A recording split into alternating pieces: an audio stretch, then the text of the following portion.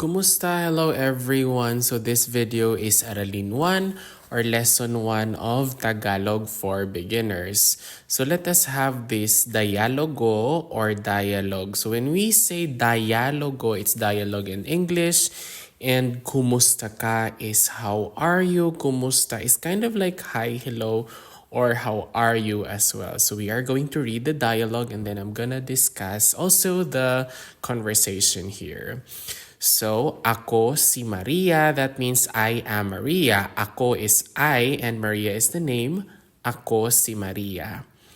Pedro, ikinagagalak kong makilala ka, Maria. Pedro ang pangalan ko. Ikinagagalak, that means glad, galak. And then makilala is to know, so I'm glad to know you, Maria. Pedro ang pangalan ko. When we say pangalan, that's name. So Pedro is my name. So ko is my. So I'm pleased to meet you, Maria. My name is Pedro. And then Maria said, kumusta ka, Pedro? How are you, Pedro? And then Pedro said, mabuti, that means good, I'm fine.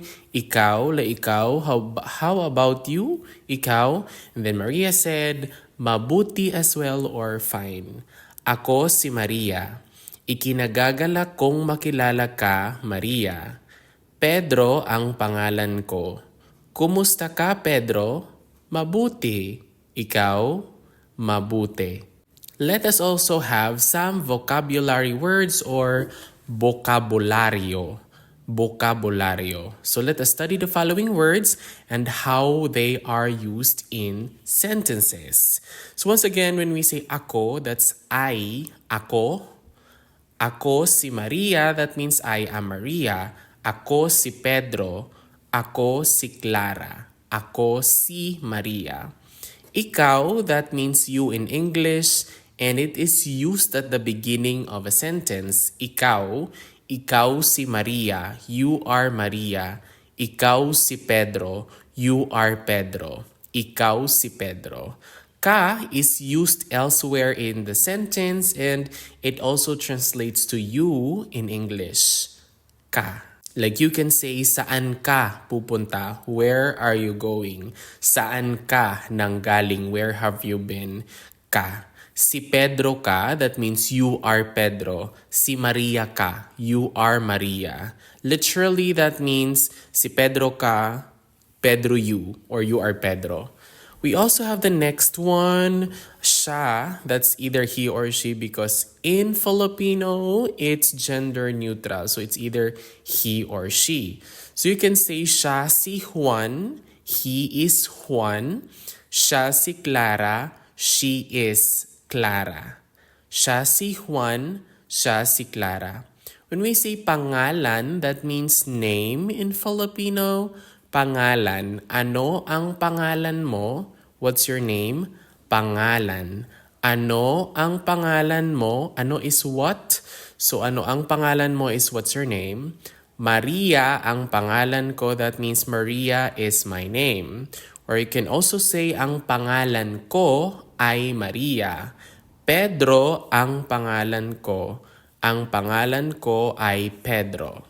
We also have here some additional vocabulary words. So study the following words and how they are used in sentences. So we have the honorific word po, which is used to connote respect. So we add this word po to make the sentence more respectful or honorific. So ginoong is a construction of the word ginoo and the linker na here is contracted as ng. Ginoong Pedro, Ginoong Juan. Mr. or Mister, in conversational Filipino, Mister is more commonly said, but Ginoong is sometimes used in formal occasions. So we say Mr. Pedro, but in more formal occasions, you can say, it's like a deeper word, Ginoong. It's a more respectful compared to the other one. Kayo is a pronoun which is second person and plural used in formal situations. Like you can say, kumusta po kayo? Though there's only one person you are talking to, but when you use kayo, it's more formal. Kumusta po kayo? Let us also have the following additional vocabulary words, karagdagang mga bokabularyo.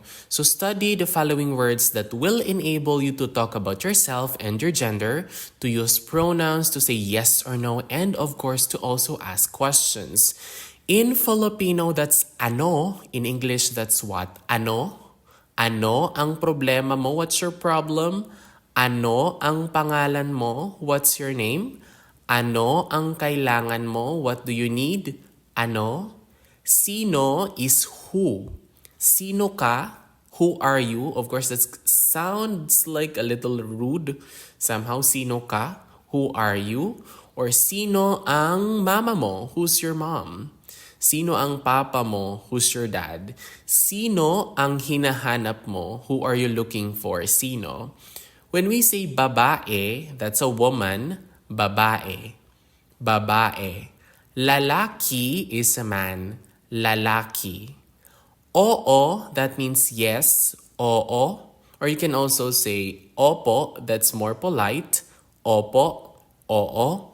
Hindi means no. Hindi or hindi po. Hindi po is more polite than hindi.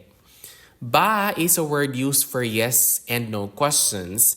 So ba, if the question or if the Tagalog sentence has a ba in it, usually it's answerable by opo or oo or hindi po. Like you say, the question might be, nakakain ka na ba? Were you able to eat? Opo or hindi po. Next one is we have ko. Ko is my in English and it's singular pronoun, first person. Ko. Mahal ko ang Pilipinas. I love the Philippines. While mo is your singular pronoun, second person. Mo. Ano ang problema mo? What's your problem? Ano ang kailangan mo? What do you need? Next pronoun, we have niya. It's his or her. Singular pronoun. And it's third person. Like you can say, ano ang hinahanap niya? What does he or she looks for? Or what he or she is looking for? Ano ang hinahanap niya? So niya also is gender neutral. When we say nag-aaral, that means studying. The root word here is aral.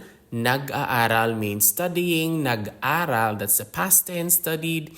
And mag-aaral, that means future tense. We also have nagtatrabaho, that means working. Trabaho here is the root word. Nagtatrabaho is present tense, nagtrabaho is the past tense, and magtatrabaho is the future tense. You also have to note that you have to not self-identify as lalaki, male or man, or babae, female or woman, can describe themselves as transgender, as bakla or gay, or as lesbiana or lesbian, or maybe sometimes it's commonly used tomboy, bakla, tomboy. Let us also have the following expressions or mga ekspresyon. When we say expression, it's singular, you can just say expresyon. But the mga here is added to make it plural, expressions, mga ekspresyon. So study the following expressions that are useful when first meeting a person. If you are a heritage learner, try not to look at the English equivalents and try to guess the meaning of the words in Tagalog or in Filipino. Kumusta ka or kumusta? And sometimes also people use kamusta. I think the commonly used one is kamusta. But of course, the correct and most proper way to say that is kumusta, like from como esta, from Spanish origin. So, kumusta ka? How are you? Kumusta? Ikinagagalak kong makilala ka. Ikinagagalak kong makilala ka. That means I'm pleased to meet you. Ikinagagalak kong makilala ka. It's kind of like a tongue twister, right? Ikinagagalak kong makilala ka. That means I'm pleased to meet you. Mabuti means fine or good. Mabuti. Next one is mga pangungusap or sentences. So once again, when we say sentence, that's pangungusap. To make it plural sentences, we add the word mga. So it becomes mga pangungusap sentences. So practice saying the below sentences aloud to get a feel for how this chapter's vocabulary and grammar work in Filipino. So the first one is Ako si Maria. I'm gonna read all the sentences first and then later I'm gonna discuss them. Ako si Maria. Ako si Maria. Ikaw si Pedro. Ikaw si Pedro. Siya si Clara. Siya si Clara. Maria ang pangalan ko. Maria ang pangalan ko. Pedro ang pangalan mo. Pedro ang pangalan mo. Clara ang pangalan niya. Clara ang pangalan niya. Nag-aaral ako sa University of California. Nag-aaral ako sa University of California. Physics ang major ko. Physics ang major ko. Nagtatrabaho ako sa student center. Nagtatrabaho ako sa student center. Student assistant ako. Student assistant ako. Babae si Clara. Babae si Clara. Lalaki si Pedro.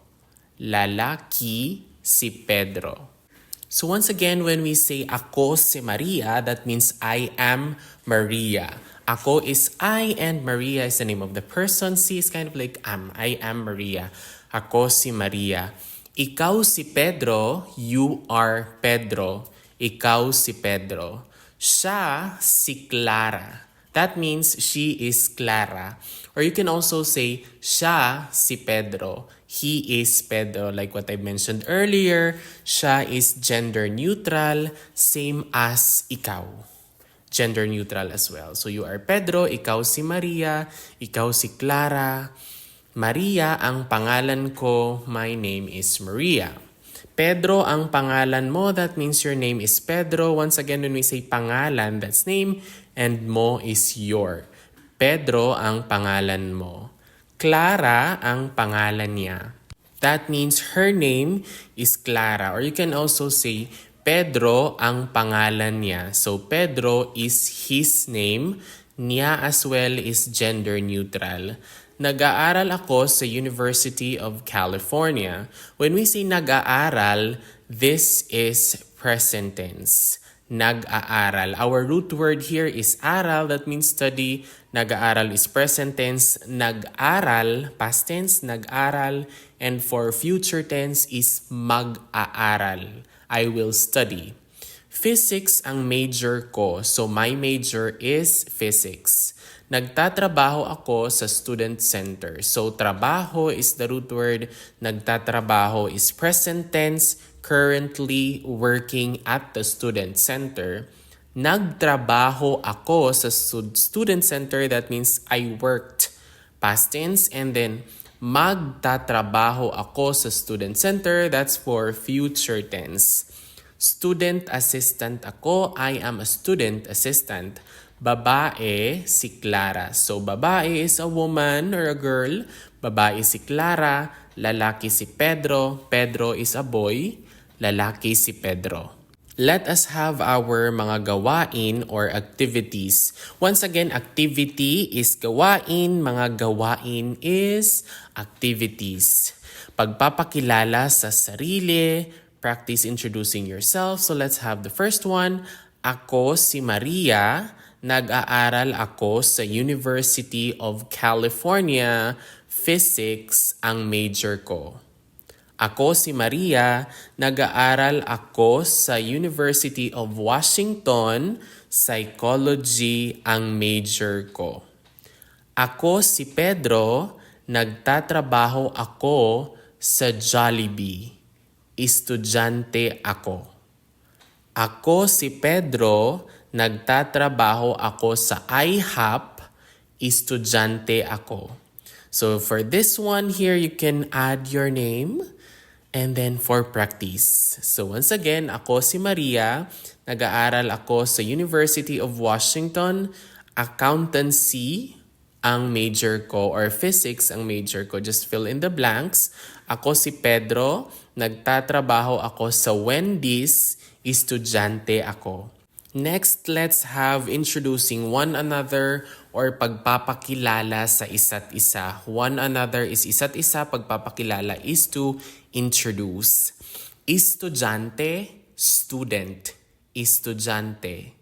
Guro, teacher, teacher. Guro, teacher, teacher. Doktor, doctor, doktor.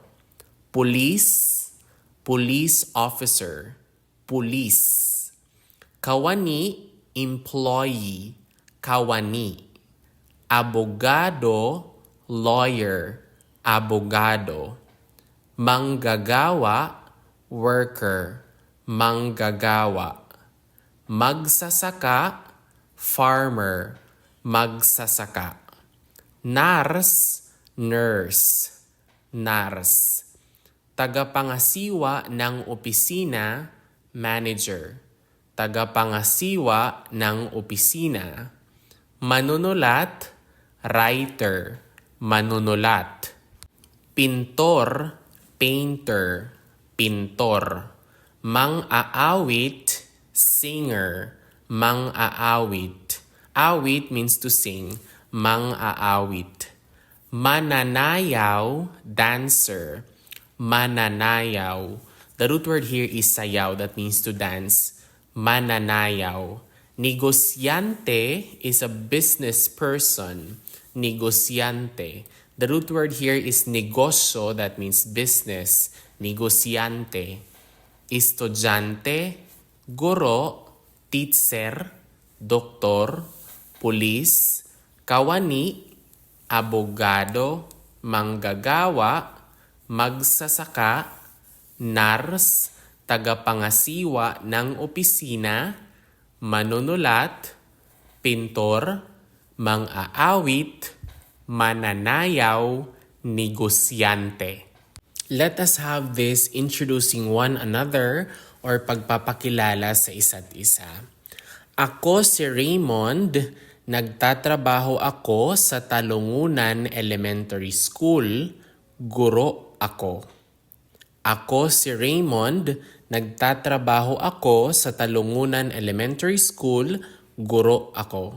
Or if you're a student, you can say, ako si Raymond, nag-aaral ako sa Talungunan Elementary School, estudyante ako or mag-aaral ako.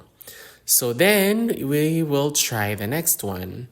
Siya si Raymond, nag-aaral siya sa Talungunan Elementary School, estudyante siya. Or you can also say, siya si Raymond, nagtatrabaho siya sa Talungunan Elementary School, teacher siya. Next one is, if you are introducing another person, you can also say, ito si Raymond, nagtatrabaho siya sa Talungunan Elementary School, guro siya or teacher siya. Ito si Raymond, nag-aaral siya sa Talungunan Elementary School, mag-aaral siya or estudyante siya. The next one, this is a song, but we will just read the lyrics or the text. So, kumusta ka? Kumusta ka? That means, how are you? Kumusta ka? Tayo'y magsaya. So, this is a contraction of tayo ay magsaya. Tayo is us. Let us magsaya. Saya means happy. Like magsaya, let us all be happy. So, let us all be happy.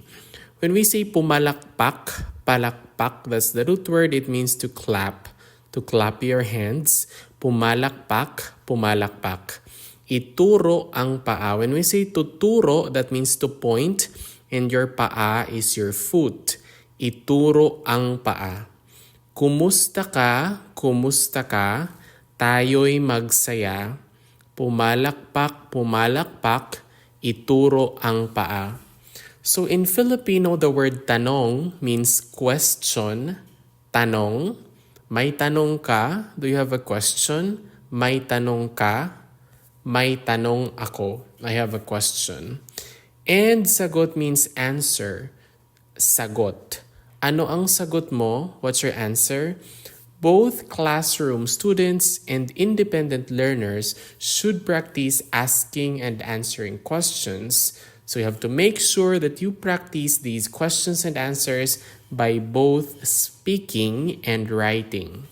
So let us have this pagsasanay or exercise. Number 1, bilang isa, the tanong or the question is, kumusta ka? So the answer for this would be, mabuti, or to make it more polite, mabuti po. That's for bilang isa. Mabuti or mabuti po or ayos po means good or ganun pa din, still the same. Number 2, bilang dalawa, there's a sagot, so we will just have the tanong. So the tanong would be, kumusta ka? Or kamusta ka? Or kumusta po? Either. Bilang tatlo, Pedro ba ang pangalan mo? And then the answer is oo. You can also say opo to make it more polite. Bilang apat, Clara ba ang pangalan mo? Is Clara your name? And then the answer is hindi or hindi po. That means not or no. Ano ang pangalan mo? Bilang 5. That would be, what's your name? Ano is what? Pangalan is name mo is you. So, what's your name? Ano ang pangalan mo? And then you can answer, let's say, maybe Raymond ang pangalan ko. Pedro ang pangalan ko. Bilang sunod, we have saan ka nag-aaral. Saan means where and ka is you. Nag-aaral, the root word is aral, means study.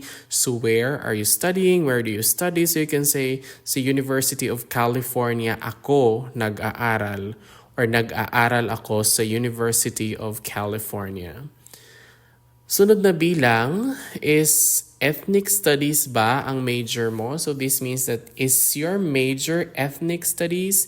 So you can either say opo or oo, that means yes. And you can also say hindi or hindi po to say no. Sunod na bilang, tanong, ano ang major mo? This means what's your major? Ano ang major mo? So you can say physics ang major ko. Psychology ang major ko. Or you can also say, ang major ko ay psychology. Ang major ko ay physics. Sunod, doktor ka ba? Are you a doctor? Doktor ka ba? And then the answer here is hindi. To make it more polite, you can say hindi po. If you're a doctor, you say opo or oo. Sunod is, ano ang trabaho mo? That means, what's your job? Ano ang trabaho mo? So the answer would either be, you can say, doktor ako or ako ay doktor. Ako ay isang doktor. Next, pagsasanay, we have provide. You have to provide the questions to the given answers. Somehow, this will enable you to practice the question words that you studied. You have to note, though, that sino ka is not a good question to ask. So it seems impolite or a little bit rude. However, we can ask sino po kayo using the plural form of kayo, or alternatively, we can say ano ang pangalan mo? What's your name? Ano ang pangalan mo? Sino po kayo? So let us now have this one, provide the questions to the given answers for practice. So, ang sagot, the answer is Lily ang pangalan ko. So, the question for this would be, ano ang pangalan mo? Ano ang pangalan mo? Or you can also say, sino po kayo? Sino po kayo? Bilang dalawa, oo, estudyante ako. So, the question for this would be, estudyante ka ba? Estudyante ka ba? Or isa ka bang estudyante? Estudyante ka ba? Bilang tatlo is we have ang sagot or the answer is mabuti.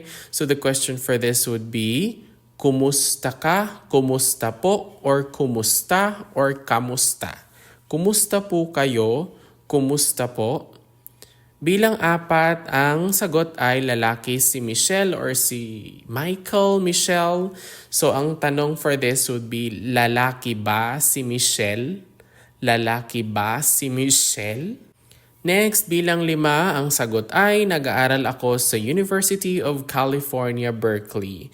So this means that I am studying, nag-aaral is present tense. I am studying at the University of California, Berkeley. So the question for this or ang tanong para sa bilang 5 would be, saan ka nag-aaral? Saan ka nag-aaral? Bilang 6, the sagot is, oo, nagtatrabaho ako. So the question for this would be, nagtatrabaho ka ba? Are you working? Nagtatrabaho ka ba? And the answer would be, oo, nagtatrabaho ako. Present tense, currently working. Bilang 7, nagtatrabaho ako sa youth center. So yan ang sagot. That's the answer. So the question for this would be, saan ka nagtatrabaho? Saan ka nagtatrabaho? Where do you work? Nagtatrabaho ako sa youth center. Nagtatrabaho po ako sa youth center to make it more polite. Bilang 8, doktor ako. Doktor ako. So, doctor is a doctor. The question for this would be, ang tanong para sa bilang 8 would be, ano ang trabaho mo? What's your work? Ano ang trabaho mo? And ang sagot would be, doktor ako, nurse ako, teacher ako. Bilang 9, ang sagot ay sociology ang major ko. Sociology ang major ko. So the question for this would be, ano ang major mo? Ano ang major mo? 10, ang sagot ay Angela ang pangalan niya. Her name is Angela. Angela ang pangalan niya. So the question for this would be, ano ang pangalan niya? Ano ang pangalan niya? Number 11, we have ang sagot ay Alex ang pangalan niya. So the question for this would be, ano ang pangalan niya? What is his or her name? Ano ang pangalan niya? So the answer is Alex ang pangalan niya. Number 12, the answer is, ang sagot ay nag-aaral siya sa Osaka University. Nag-aaral means studying, present tense. So the question for this would be, saan siya nag-aaral? Saan siya nag-aaral? Number 13, ang sagot ay physics ang major niya. Physics ang major niya. So the question for this or ang tanong para dito would be, ano ang major niya? Ano ang major niya? What is his or her major? Next, number 14, ang sagot is abogado si Damien. Abogado si Damien. So the question for this would be, ano ang trabaho ni Damien? Ano ang trabaho ni Damien? So what is Damien's or Damien's work? Abogado si Damien. Number 15, we have, ang sagot ay, nagtatrabaho si Damien sa Galini Law Firm. Nagtatrabaho si Damien sa Galini Law Firm. When we say nagtatrabaho, that means working. It's in present tense. So the question for this would be, saan nagtatrabaho si Damien? Saan nagtatrabaho si Damien? Nagtatrabaho si Damien sa Galini Law Firm. We are now on the grammar part or grammatica. So first, we have the following markers. We have si and ang. They are both markers. So in the Filipino language, there is no direct equivalent of the articles a, an, and the in the English language. When the term marker is used, it refers to the words that mark whether the next word, a noun, is the subject or the object of the sentence. Next, we have our nominative pronouns. Nagsasalita, first person or person speaking, you can have ako. Nagsasalita. Kinakausap, second person or person you are talking to, addressed. It can be ikaw or ka or you in English. Pinag-uusapan is third person, siya, he or she. Siya is gender neutral. You have to also note that Ka is used when the pronoun is not at the beginning of the sentence or in this case, after the name of the person. Let us have the following examples. Si Pedro ka. That means you are Pedro. So literally marker Pedro, you. Si Pedro ka. You are Pedro. You have to use ikaw at the beginning of the sentence or before the name of the person. So example, ikaw si Pedro. You are Pedro. Si Pedro ka, ikaw si Pedro. So pronouns are not gendered in Filipino, thus siya is used to mean both he and she. It's gender neutral. So you can say, siya si Pedro, he is Pedro, siya si Maria, she is Maria. Next one are our possessive pronouns. We have nagsasalita, it's first person or the person speaking. So ko, in English, that's my. Kinakausap is second person or person addressed. So that can be mo or your in English. Pinag-uusapan third person or person referred to is niya, his or her. It's also gender neutral. You have to use ko after the object or in this case, the name. Let us have the following examples. Pedro ang pangalan ko. That means my name is Pedro. So you have to use mo also after the object or in this case, the name. So you can say, Maria ang pangalan mo. Your name is Maria. Pedro ang pangalan ko. Maria ang pangalan mo. We also have our prepositions. Sa is a preposition connoting place. Sa. Nag-aaral ako sa Universidad ng California. I am studying at the University of California. Nakatira ako sa California. Nagtatrabaho ako sa IHOP. Let us now have our interrogatives. So ano and sino are interrogative words. Ano is an interrogative word meaning what? Ano. And sino is who. Ano is what? Sino is who. Let us have the following examples. Ano ang pangalan mo? What is your name? Ano ang pangalan mo? While sino is an interrogative word meaning who. Sino siya? Who is she? Sino ang hinahanap mo? Who are you looking for? Sino ang hinahanap mo? Ano ang kailangan mo? What do you need? Ano ang kailangan mo? So for sino siya, like what we mentioned earlier, siya is gender neutral. So it can either be who is he or who is she. We also have ba, and ba is used for yes or no questions. Ba. Let us have the following examples. Nag-aaral ka ba sa University of London? Nag-aaral ka ba sa University of London? That means, do you study at the University of London? Nag-aaral ka ba sa University of London? We can say, nag-aaral ka sa University of London. That means you are studying at the University of London. That's like a fact. But if you want to make that into a question, you have to add the question particle ba. Nag-aaral ka ba sa University of London?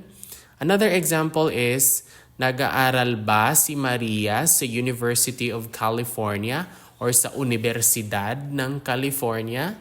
Statement for this one would be, nag-aaral si Maria sa University of California. That means Maria is studying at the University of California. But to change this into a question, you will just have to add ba. Nag-aaral ba si Maria sa University of California?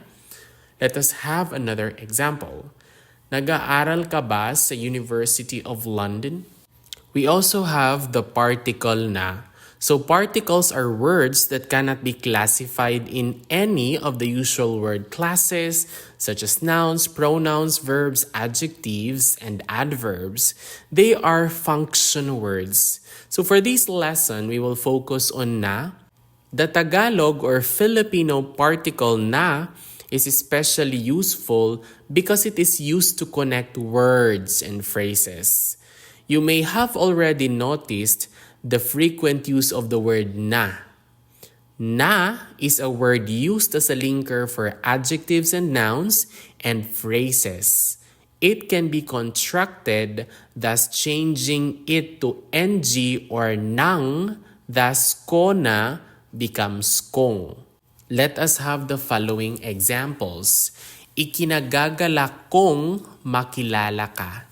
Ikinagagalak kong makilala ka. That means I'm pleased to meet you or I'm happy to meet you. Ikinagagalak kong makilala ka or ikinagagalak ko na makilala ka. However, in conversational Filipino, ko na is contracted into kong, thus we say, ikinagagalak kong makilala ka. Ikinagagalak kong makilala ka. Ikinagagalak ko na makilala ka. So let us study this dialogue between an older person and a younger person. Maria, ako po si Maria. That means I am Maria. Ginoong Santos or Mr. Santos. Ikinagagalak kong makilala ka, Maria. Jose Santos ang pangalan ko. So, I'm glad to meet you, Maria, or to know you. Makilala is more of like to know you, Maria. Jose Santos ang pangalan ko, so my name is Jose Santos. Kumusta po kayo, Mr. Santos? So, how are you, Mr. Santos? Mr. Santos said, mabuti. Ikaw, I'm good. How about you? Mabuti po. Ako po si Maria. Ikinagagalak kong makilala ka, Maria. Jose Santos ang pangalan ko. Kumusta po kayo, Mr. Santos? Mabuti. Ikaw? Mabuti po. For our cultural notes or mga tala sa kultura, when we say notes, mga tala, and kultura is culture, politeness and respect are important values in Philippine culture. Several Philippine study scholars attribute this to the interdependent nature of farming communities. Farmers depend on one another. They plant and harvest rice together, working on each other's farms in succession. Thus, they are careful to use polite language in addressing each other. Polite language is characterized by the following. First, the use of po and opo or yes, or ho and oho when addressing an older person or a stranger. Second, by using plural pronouns such as kayo, which is the plural form of ka or you in English, or ninyo, which is the plural form of mo or your. And third, by using the third person such as sila.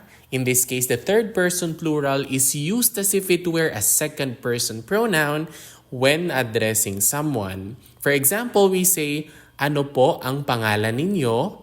Second person plural, or ano po ang pangalan nila, or third person plural, though you are only talking to a single person. So what is the difference between po and ho and between opo and oho? Both are polite language, although the former is deemed to be more formal than the latter. For this book, we shall only use po and opo for consistency whenever formal language is required. Similarly, using the third person is deemed to be more formal than using the second person. So let us have this passage, teksto, pagpapakilala sa sarili or introducing oneself. Let us have Sarah first. Kumusta po kayo? Ako si Sarah. Estudyante ako. Nag-aaral ako sa UC Berkeley at nagtatrabaho ako sa cafeteria. Southeast Asian Studies ang major ko. Ikinagagalak ko pong makilala kayo. Roland. Ikinagagalak kong makilala ka, Sarah. Roland ang pangalan ko.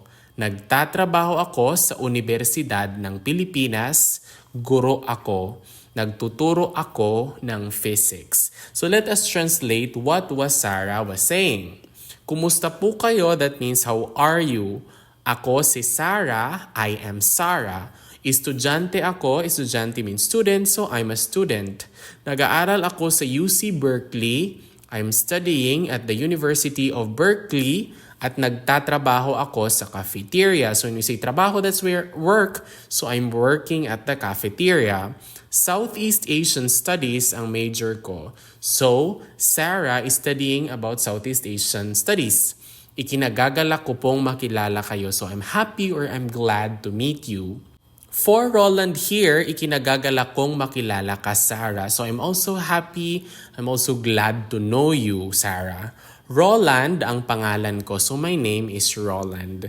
Nagtatrabaho ako sa Universidad ng Pilipinas. So trabaho is work, Universidad is university, and Pilipinas is Philippines. So I'm working at the University of the Philippines.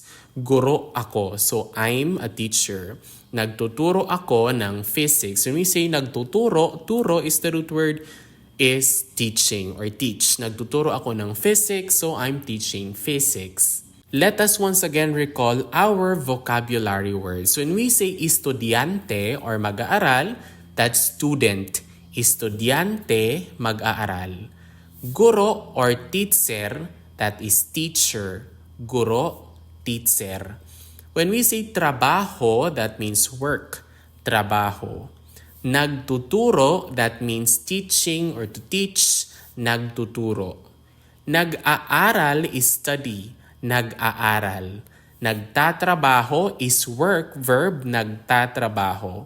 Estudyante, mag-aaral. Guro, teacher. Trabaho, nagtuturo. Nag-aaral, nagtatrabaho. So let us answer the following questions based on the selection that we read. First question is, saan nag-aaral si Sarah? Saan nag-aaral si Sarah? That means, where does Sarah study at? So going back here in our text, so Sarah studies at the University of Berkeley. So your answer would be, si Sarah ay nag-aaral sa UC Berkeley. Or nag-aaral sa UC Berkeley si Sarah. Ikalawang tanong, saan nagtatrabaho si Sarah? When we say saan, that means where. Nagtatrabaho is working. So where does Sarah works at? So she works at the cafeteria. So si Sarah ay nagtatrabaho sa cafeteria.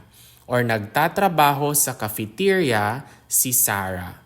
Tanong bilang 3, question number 3, saan nagtatrabaho si Roland? Going back here on our selection, si Roland is working at the University of the Philippines. So the answer would be, si Roland ay nagtatrabaho sa Universidad ng Pilipinas. Tanong bilang 4, question number 4, ano ang major ni Sarah? Ano ang major ni Sarah?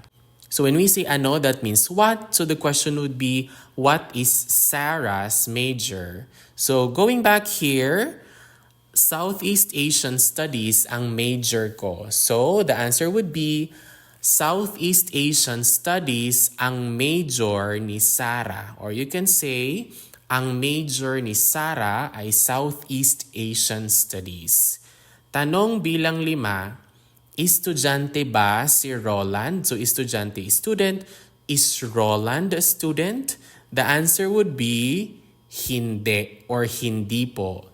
Si Roland ay isang guro. So Roland is a teacher. So siya ay hindi isang estudyante. Hindi or hindi po estudyante si Roland. Siya ay isang guro.